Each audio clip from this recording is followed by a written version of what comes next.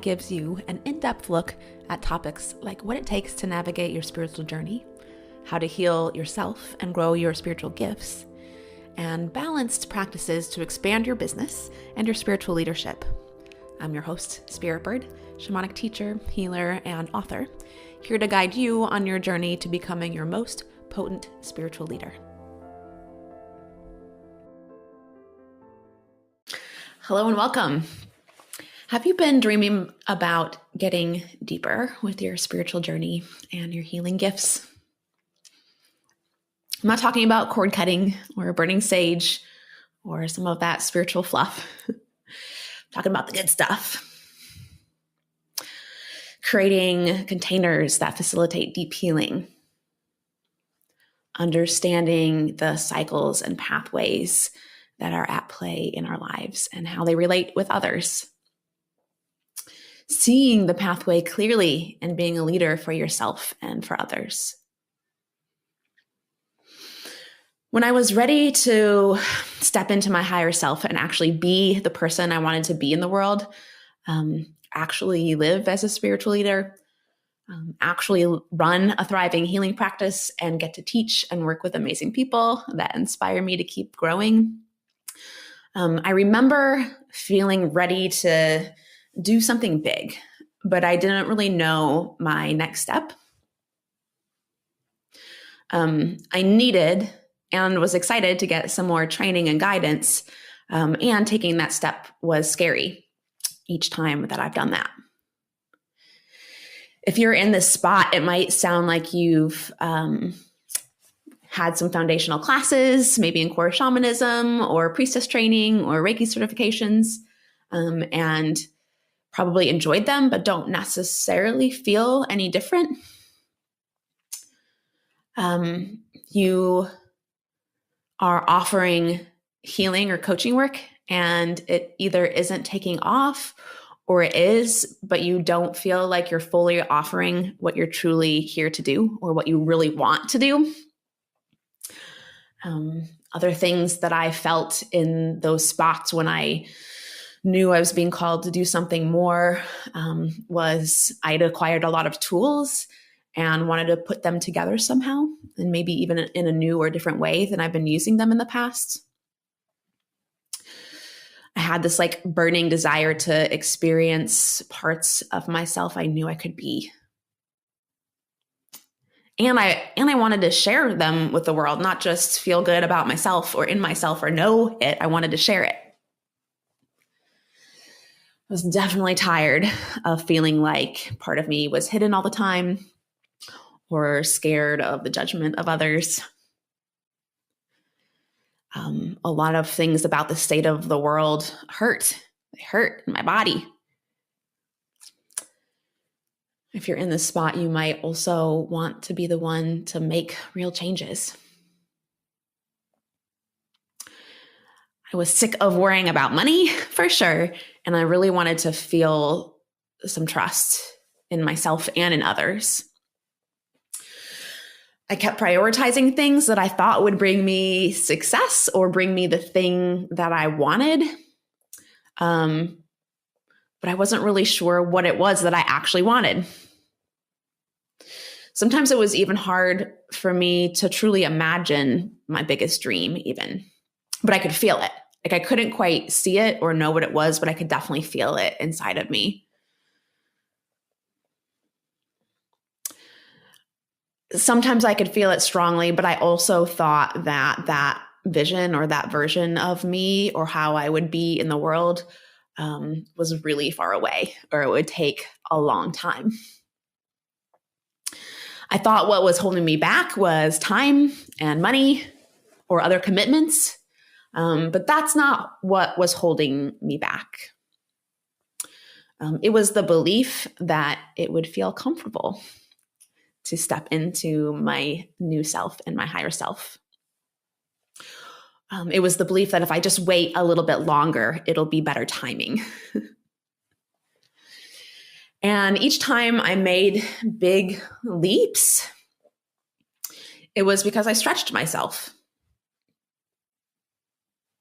Not with more busyness, but stretching myself into the uncomfortable, what I didn't think I was ready for. When I started training in shamanic healing in my early 20s, that commitment was a big leap for me. I committed to meeting twice a year for 3 years just to start. And at the time, I was also a full-time grad student, working full-time. And so I was traveling twice a year for shamanic training and twice a year for my master's program. I was working in restaurant management, which took care of me. It helped facilitate the things that I wanted to do, but it definitely wasn't like rolling in the dough. And, the work wasn't something that I knew I wanted to do for my life, but it did support me in getting the tools that I needed to support me doing the things that I really wanted to do in life. And when I committed to that at the time, I didn't know how I was going to get that much time off of work. Plus, how was I even going to pay for the travel, especially if I was taking that much time off of work? And I was pretty young, so it was a huge stretch financially. I never really even worked with the kind of money that I was committing to, exchanging for the level of work that I was ready to receive. But what I did know was that burning feeling inside of me. I knew it mattered. So that's what I committed to, and let life lead the way for me. A few years after that, I started offering some healing work via word of mouth. Actually, I wasn't really offering it. It was more being asked by others. And I was interested in offering and meeting them there. So, I was offering my healing work through word of mouth and through suggested donations. And that was starting to pick up. And I was finally really giving myself permission to be that person and let it be seen. Prior to that, I had been researching, and through that, I had been researching and in a pretty deep study on my own for a few years. I was, working with chakras and journeying and astral travel and psychedelics and the wheel and energy. And at the time, working a lot with star people and lots of animal and earth medicine. So, I was learning things, but I knew something had to change again. I knew it was time to grow and step into my next layer.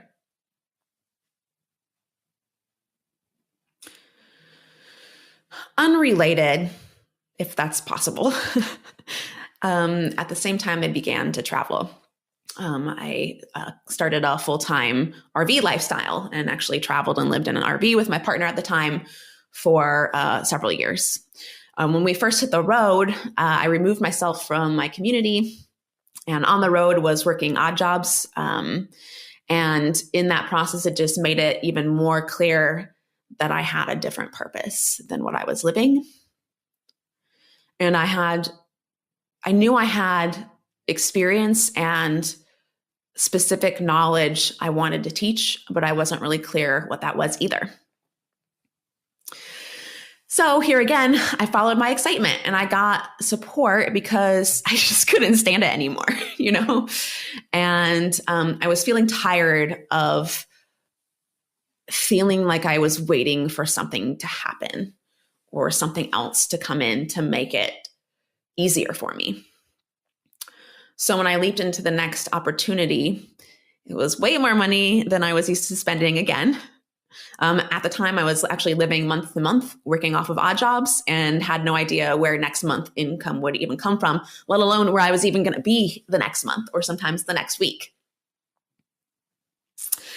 And so I was courting some more training, and I was excited about it. It felt right, but I was scared. I needed a down payment. And also at the same time, didn't know where I was going to be from week to week, didn't know where my next paycheck was going to be coming from week to week. And I also had this ridiculous car debt hanging out over me. And even though I had no idea how it would work out, I just knew that I had to move forward. Actually, within 2 weeks of committing and saying yes, ended up selling my car, like my weirdly impossible car to sell that I had debt in, and that needed repairs and seemed way too complicated to move. After I committed to my growth and moving into the next layer, the car sold, and that freed up some space for me to make the monthly payments for the program. Yeah. Also, when I was considering this, again, I knew I was feeling called. I was excited. It felt like this felt right. And again, I was traveling all the time, on the road, off grid a lot of times.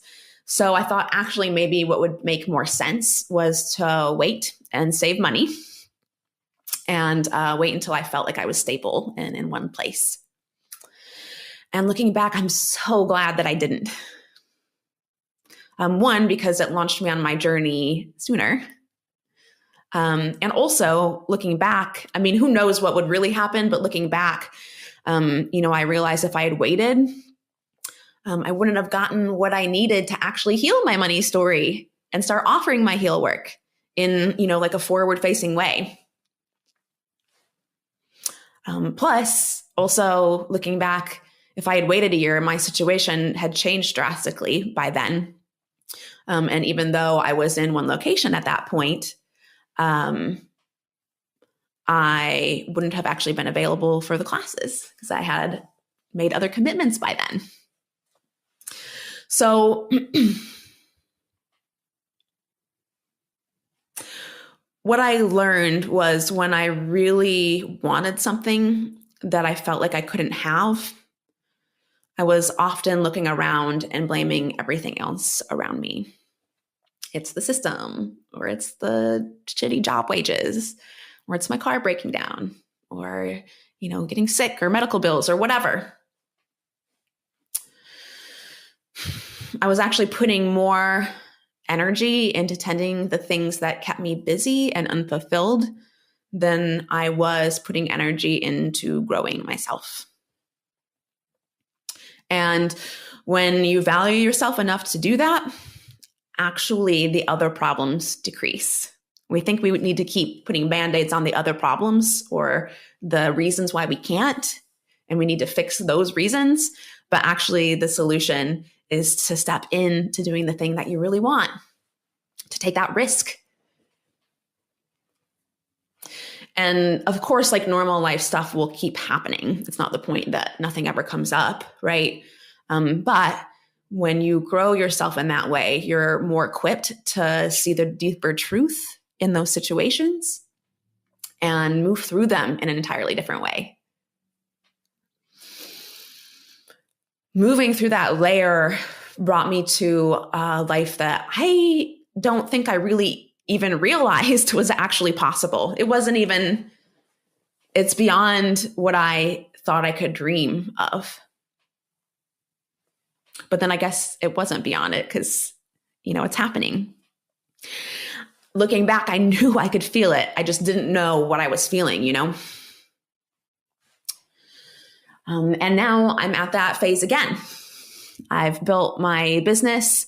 It's doing well. I'm doing well. I've got all these, really magical, wonderful people that I'm working with. The business is growing and I'm being asked to lean in and take that next step again. And it's all of the things again. It's like where I am now is I've been building and getting ready to build my team more and bring in more support. And it's like, oh, well, I need more support to, grow my business, and I need to grow my business to get more support. And then meanwhile, I'm also about to be moving across the country and making a new home, which also will require time and money. And so I've caught myself getting into that spot where it's like, oh, well, I could do this, but I actually have to do this stuff first. And it's like, oh yeah, this is the place where stepping into the unknown is actually what is being called for, not making it feel better to step into the unknown, but actually just stepping into the unknown. And it might feel like risk-taking. Like initially, when I look back years ago, probably my frame at the time was like, ooh, this feels like a big risk. And now I'm learning that what it actually is stepping into deeper self-trust. I actually trust myself enough to make this move or make this decision in favor of what I really want and my purpose and what I'm growing in myself and in my company. That's what being a spiritual leader means. Stepping into the unknown over and over and over again. Listening closely to the great mystery and trusting yourself enough to respond to situations. It's not your job to be perfect. It's your job to take the next step. That's what you came here to do. Thanks for joining me today. Stay tuned for our member query for a quick Q&A. See you next time. Have you been hearing the call to expand your spiritual gifts and step into your next level of conscious leadership? If you're a coach, healer, or a spiritual leader, you can learn more about Shaman School and growing your spiritual business on our website, holtonhealingarts.com, or send me a DM at Holton Healing Arts.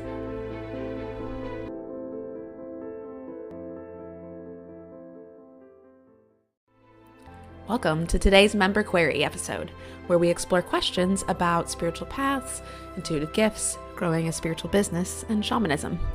Do you have a question for us? Send us a DM at Holton Healing Arts. Okay, so this question is another question from our Leading with Spirit Facebook group. And the question is, what is actually the difference between a healer and a coach? Which is a great question. And of course, there's a lot of crossover in these two areas. But mainly, a coach is going to be working with you to help you accomplish your goals, stay accountable to your goals. And usually they work with some mindset stuff. And oftentimes they'll give you practices to use in between your sessions and also help you stay on top of actually doing those practices. So they're more focused on accountability and showing you the steps that you need to do to accomplish a goal. A healer is different because the healer is actually going to locate the part or the pattern in you that's unhealthy or was harmed and repair the thing that was harmed in the first place. So when we do this, this actually ripples out into our lives in a lot of different areas because where we are at our core has actually changed, which means the patterns in our life and the way we show up also change. But again, there's a lot of crossover, and I personally find that it's a really potent place to actually bring both into your practice. So thanks for the great question. See you next time. I hope you enjoyed this episode of Leading with Spirit. If you did, please share the link for this episode with your biggest takeaway, tagging me at Holton Healing Arts. It would also support me if you subscribed and left a rating and review of the show so we can support more people living their highest purpose. Until next time, journey on.